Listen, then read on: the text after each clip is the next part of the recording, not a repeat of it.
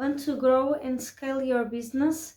Or are you wondering what growing your business and scaling your business is? For this episode, for our live guest episode, I brought Dyane from Bstamina, and she is an entrepreneur with 3 decades, yes, 30 years on the business, and also an online coach for about a decade. And I brought her here because she started her entrepreneur journey very young at 19, and she had several business already, all very successful. She grown her business up to 8 figures, and she specializes on helping fempreneurs to grow and scale your business. And today in this talk, we chatted about that, the difference, what is lacking, what is needed for you to make this transition, make the evolution of your business in a smoother way. Let's go. I'm good. I see. I'm good. I'm happy to be here. I already introduced, but I will introduce a little bit. But I believe that the ones who can speak better about us is ourselves. So I I just told that you are in business, you are an entrepreneur for over 3 decades, 30 Yeah. years. We are babies. According to you, we are babies in the field, and you have several business, and you grow your business up to 8 figures, right? Yes. That's quite amazing. You started at 18, 19. 19, yes, 19. Yeah. And which was your first business? My first business was an online food retail company. So I made sure that the daycare centers at that time in the Netherlands were provided with food, with drinks, with everything they needed to care for the children. Hmm. That's quite amazing because you started already on the online space. Yeah, yeah. Well, it was very early days because online was just a thing at that time. And nobody believed in it, of course, because it was not something that people would come up with. And at that time, there was already a huge grocery business, a grocery company in the Netherlands, already doing for 10 years delivery of groceries, what was a bit similar, but they never made any profit out of it. So for me, as a starting entrepreneur, as a female starting entrepreneur, it was really difficult to get people to believe in the concept. So yeah, it was very challenging to start. The bank didn't want to cooperate. Suppliers didn't want to supply me. So the first 3 months, I was completely on my own. And after 3 months, they started seeing I was still. And then the supplier was the first one who said, okay, apparently you have a business model because you're still around and you're growing. So maybe we can have a chat. And that's when things started to develop in a better way. Um, and yeah, I built it in within 5 years to delivery of 11,000 daycare centers twice a week. So we had almost 500 employees at the high, and yeah, we did everything ourselves. So we had our own warehouse, our own stock management, fresh food. We had non-food, diapers. You can imagine anything that goes around in a daycare center. We provided. We had their own trucks. We had everything we handled ourselves. So it was very intense.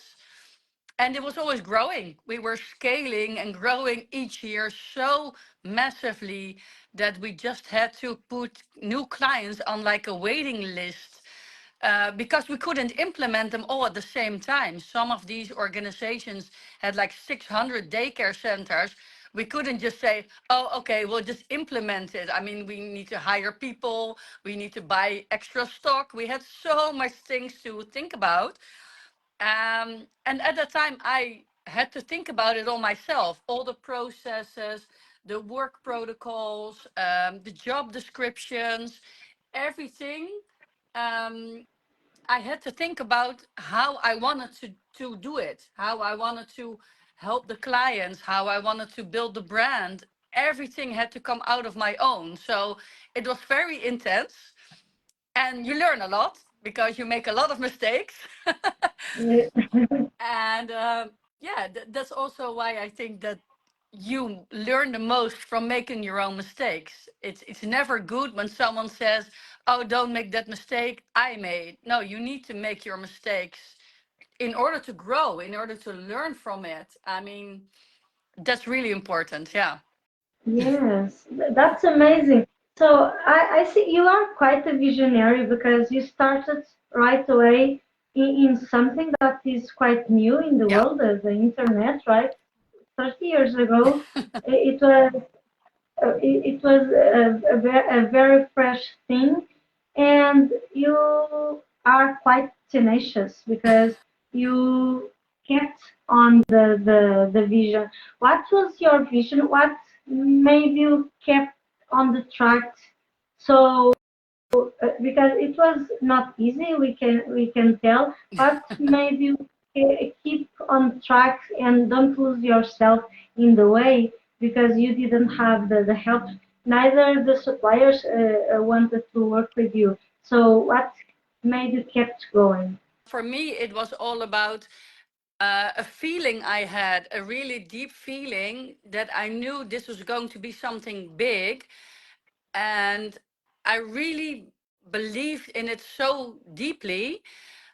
Yeah, it's I think that is what a vision is. It's a feeling that you can't let go. You need to act on it. And although it was very unknown territory to me in a lot of ways, because it was my first business, but I don't know, it was something I just needed to do this. I felt I needed, I belonged to do this. You were quite young, right? And Yeah. this could let other people and many people 30 years ago that started business probably are not in business anymore. So, but you were young, right? Yeah. It's not that probably you were still living at your parents. I don't know, but at that age, many do, and many when they face the first steps on the way, the first blocks on the way, they can demotivate. So that's quite amazing, and all the things you done. Tell me what you do nowadays.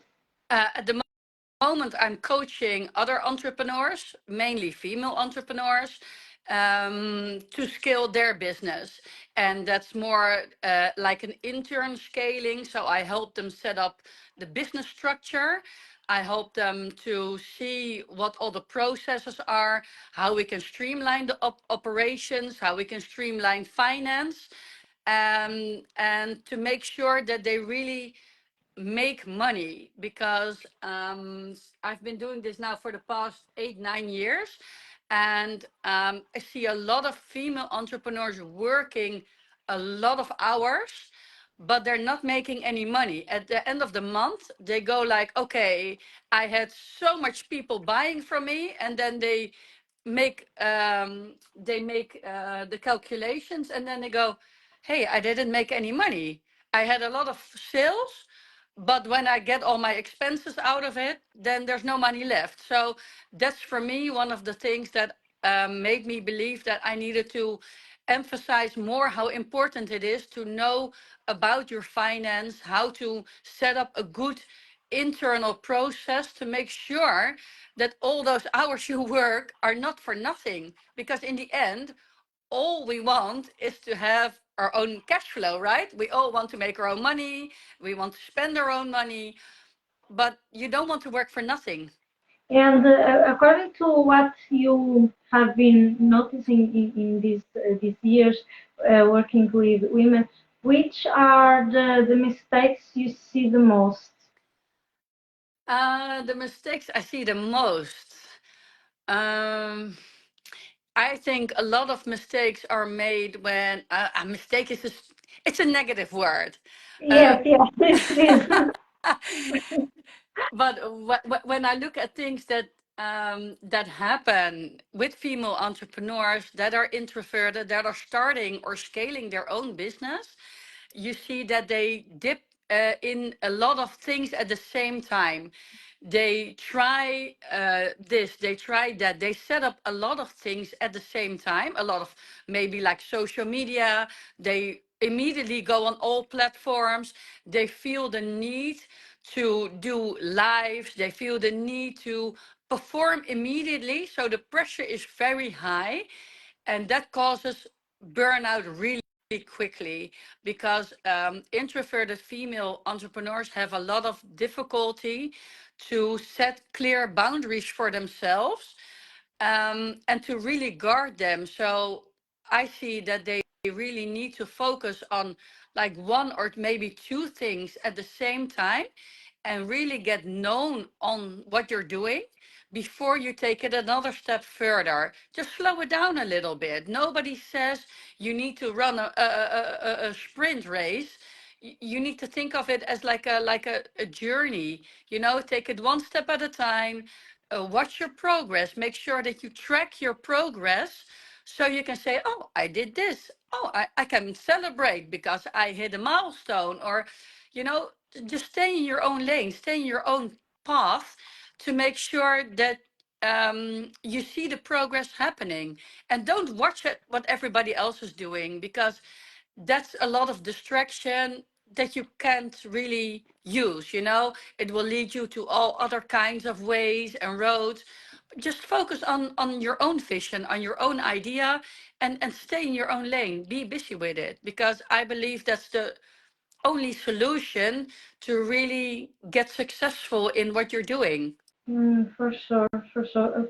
I always say comparison is Yeah, around the corner, and we need to be careful because we compare with what we see, and there are so many things happening in the backstages that we don't know, yeah, and we compare when we compare, we are already in a disadvantage level, right? Because we don't know what's happening in the backside. We don't know the support that person has. We don't know the experience that they have and they don't yeah, show, but it will impact the business. And yes, even the 90-day successes, they are not yeah, 90-day successes, right? Others do, and feeling the need to be on their level, but then we are always on that lack mindset, yeah, right?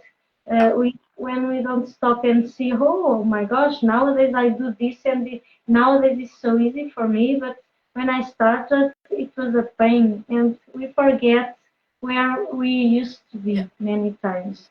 Yes, that's so important. I wanted to tell us because I believe many make confusion. I want you to tell us what is the difference between grow a business and scale a business. growing is usually more organically. So you are growing because you're getting more sales. Usually you only have a select audience of customers who are buying from you. And when you're scaling, it's usually when you get a lot more audience, a lot more buyers. And then you need to get more systems in place, adapt your processes, because you will maybe need to hire people. And scaling is like a next level that you're going into, and the growth is more, oh, I'm having a new client in, and you can still manage, and then you have another client in, and you can still manage, because it's just very slowly.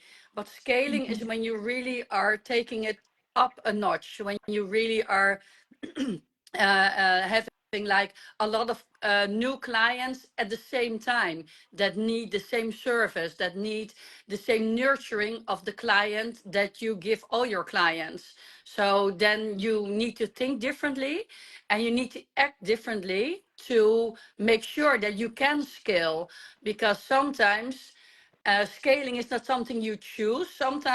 Sometimes your business is just, well, these days with social media, when you have something like going viral and you suddenly have like 100 people coming in for your services or your products, that's when you are really like overwhelmed, like, wow, okay, now I really need to step up my game. And then they go like, what do I need to do? And that's where I help entrepreneurs as well. What do you need to do? How can you step into all those different levels to make sure that you can help all those clients, instead of just saying like, okay, well, now I'm going to help this person, what am I going to do next? People are getting overwhelmed and then they don't know what steps to take anymore. And that's the difference between growing when you just are gradually getting a new client in. It's all in a slow and moderate way. And when you're really scaling, you're really aiming, okay, now I need to think about what do I need to change because I'm getting so much more people in who are going to buy my service or my product. Yes, great. So, in order, let me reframe how I want to ask. Um, what are some things that fempreneurs should start doing now when they are growing, to when the time of scaling comes, they don't get overwhelmed. They have some structure already ready, so they can take the Super. in a not in a easy way, but in a less overwhelmed way. Yeah. But I think one of the most important things is to prioritize, that you already think, what is going to happen if I get 100 clients in right now? What will happen? What do I need to do? How can I help these people without getting stressed from it or whatever? So if you're already imagining that situation is occurring, then you can start thinking about the steps you need to take in your business, because every business works differently. Every business has different processes, protocols, a different way, a different structure. So it's different for everybody, but in mainly you need to prioritize what is going to happen and what do I need to do to make sure that these people get serviced or get their products the same way as always. Of course, there can be a small delay, so you need to think about that as well. So maybe you have to let people know there's a small delay because there's so much people asking at the same time for your service or your product. But if you already imagine it happening, then you can already prepare yourself what will happen or what you can do when it occurs. When you really get overwhelmed with scaling, then you can go, okay, I need to do this first. Where's my book? See what kind of things you wrote down and take it step by step. Don't just go like, oh man, I have 20 items I need to do. Wow, I don't know. No, just start with one. Just read number one, check. Read number two, check. One by one. That's the easiest way. Sure. Do you believe that every it's not system, but every thing you do in business should have a protocol? Uh, that's a that's a tricky one. I believe it's really important to have a structure, yes. But I do know of entrepreneurs who are not doing well with structures. So they do everything improvised. So I don't want to say no or yes, but I believe for, I think at least 75% of entrepreneurs, especially female entrepreneurs, that it's important to have some kind of structure in your business and some kind of protocol how you handle things, because it makes things easier, especially when you get stressed, when a lot of things occur at the same time. It really helps you to stay grounded. So I think improvising, it is a way, and some entrepreneurs really do well with it. But for me, when you ask me personally, I really believe in having some kind of structure in place. Yes. Yes, amazing. Yes. And for some, it is, I believe it's also very touched with the kind of Yeah. personality each person has, right? And for one, some, and also the past experience they had before business. I believe it also impacts how you do things in life Yeah. and in business. But yes, for ones it's easier than for others. I was wondering, now that you have all these years in business and the years you have with female entrepreneurs, I believe that you see business that could be in a better place in a way to speak, but they are not. Normally, when you see that, what is missing? Um, you mean how I see when something is wrong with a business? Yes, yes, in a way to speak. From the outside, because normally when we are skilled in what we do, Yeah. we can see from the outside. We don't see everything, but we can see things that are not working, and the person could be in a higher place, in a way to speak, right? Normally, what when you see that, what do you see? Is there a pattern that you see that is missing or not? Yeah, you see patterns, definitely. Usually, a structure or a plan is missing, or you can call it like a strategy. And when you miss one of those things, then usually a business owner is not fully aware of how their business is doing. So for me, when I get a client in who says, I'm working a lot of hours, but I'm not making money, I don't know what I'm doing wrong, I have like certain things that I ask and what I look at first. And then from that moment on, I can personalize a strategy or a plan with that entrepreneur to improve the situation. Because usually it's not that they don't know, but it's not something that they think about. So that are two different things. You can be busy in your business, so caught up in it that you don't think about certain very common things, but they don't see it because they're too deep in the business instead of out of their business. If you're That's something that I usually ask: are you working in your business, or are you looking from the outside to your business?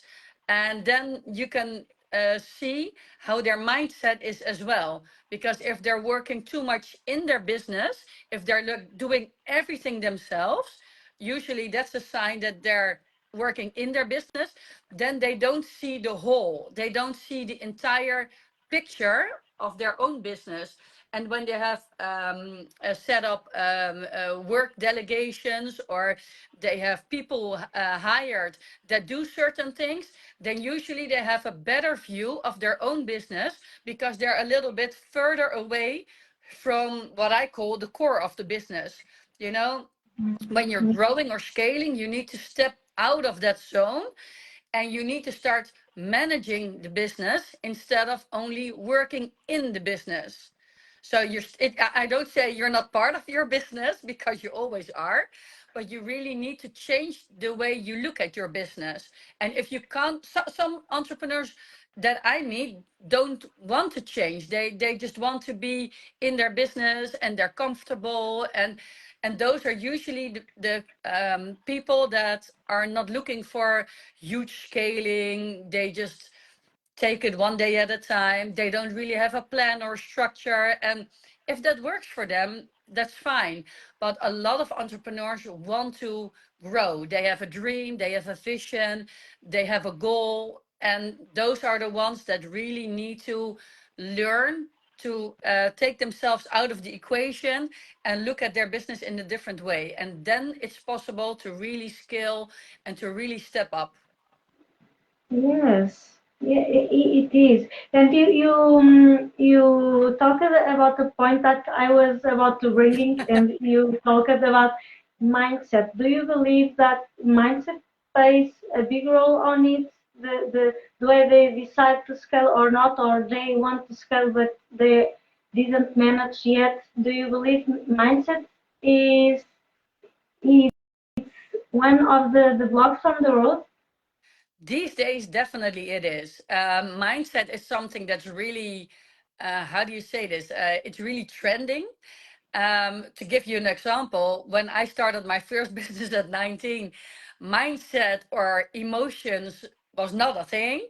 So, I mean, I never took a moment to think, oh, what am I feeling now? Am I overwhelmed? Am I having imposter syndrome? Am I overthinking? That was not a thing. So I just knew what I wanted, what I had in my head, what my vision was, and I just knew what steps to take to get to that goal. And that's what I did all day, every day, working towards that goal. And these days, it's all about self care, taking a step back, think, what are you thinking? And I think they're good and less good things about mindset these days, because sometimes it makes people get too much into their mindset, and then they start doubting everything. They doubt their business. When they have a few days that there are no customers coming in, they go like, oh, I don't know if I'm on the wrong track. But you have to look at the bigger picture. Stay focused on your goal, on your future goal, and work for it. I mean, it's a business isn't something that you can build in a few days or in a few weeks. It takes time, especially when you really want to make something, when you really want to build something. You need to build it from the ground up in a solid way. You need to make sure all the structures are right, the processes are right, even in early stages, because it helps you when you're scaling to easy scale your business further. And yeah, so I think mindset is these days a big thing, but people need to realize that thinking about it or having doubts is normal, but not overthink it. Snap out of it. Go back.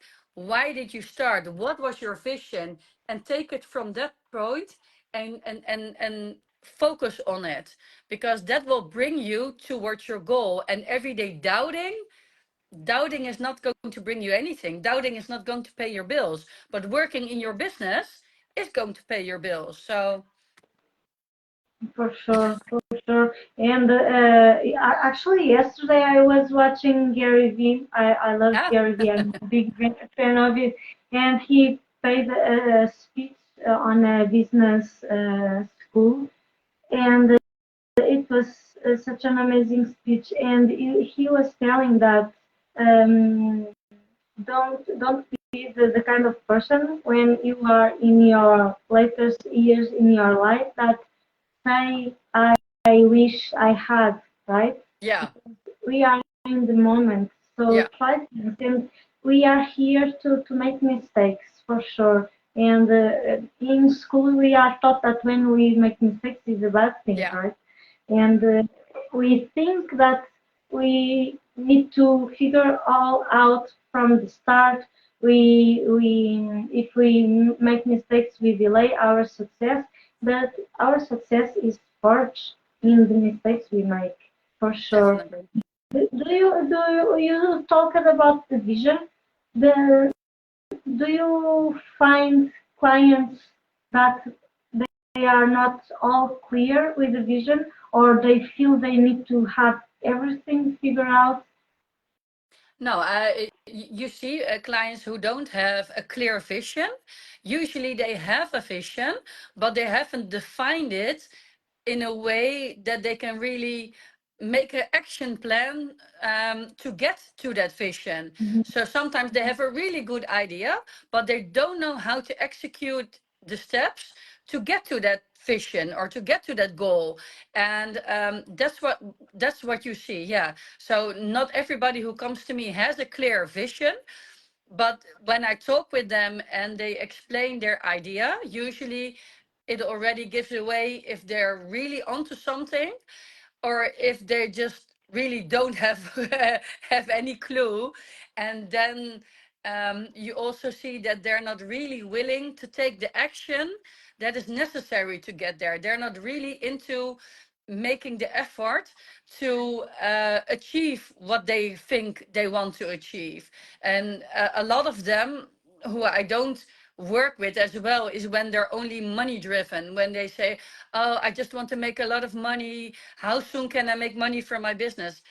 I mean, yeah, if that's your idea, then I'm not the coach for you, because I look at myself and I see, like, sometimes I call myself a boutique coach. I'm really selecting who I work with, and I really like to work with women who are really driven, who really want to put in the effort and know that things take time. But I mean, the opportunities are endless. There are so many possibilities to grow and scale your business with the right help. And I think when you don't really put in the effort, then you also don't have that clarity on your goal. Mm-hmm. Yes, yes, for sure. And yes, I back up on you about the only money driven, because when things don't work out, it will demotivate you. And we are here to serve people. We need to find the way we want to serve people, and of course we don't want to serve everyone, because not everyone is aligned with our values and with our goals. But yes, it needs to be for people, and the money is a result of it, right? For sure. um, what are three things you can tell, mostly that we are here in an introvert entrepreneur community? What three things you can, three insights you can, probably they already have plenty of insights from this conversation, but if they are overthinking, overwhelmed, they are not yet scaling the business, but they want to grow and have an idea of what they can do to later scale. What are three things that you normally say that are unnegotiable? Yeah, well, I think it's different for everybody. Let me put that first. I mean, I told you I like to do personalized advice, but if I have to generalize it in this way for introverted females, then one of the things that I really believe is they need to build a strong brand online if they're an online business, because that you really need to work on being visible and being known for what you can help them with. um, I also think that you should really work on your customer retention skills. So you really nurture your customers, because when you give them the right, how do you say, the right care and the right attention, you will have customers maybe for life. If you're really good to them. In Holland, we always say you need to treat your customer like they're the king, because they determine if you're making money or if you're not making money. And even if you only have one client or two clients, that's not the way you should think about it. Even one or two clients can mean a certain revenue for your business. It can pay your bills. So always be very nurturing towards your clients. Yeah, we talked about the third one, structure. I mean, I believe if you have the right structure, even if it's a small structure, the right tools, automation systems, so it's easy to maintain.